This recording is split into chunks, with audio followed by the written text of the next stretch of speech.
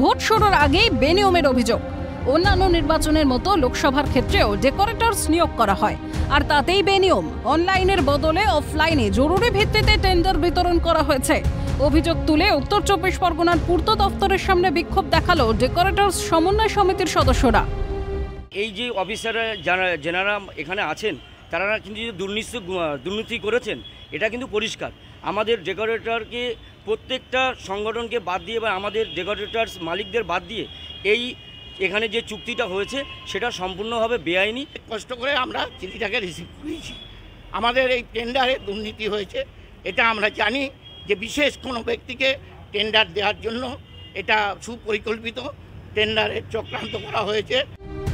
দুর্নীতির অভিযোগ কি কোনো দফতর স্বীকার করে? এক্ষেত্রেও ব্যতিক্রম নয়। ডেকোরেটরসের প্রয়োজনীয় কাগজপত্র নেই বলে টেন্ডার দেওয়া হয়নি, দাবি পূর্ত দফতরের আধিকারিকের। 2016 সালে উনি অ্যাসেম্বলি ইলেকশন কাজ করেছেন, 2016 সালের পর কোনো কাজ করেনি।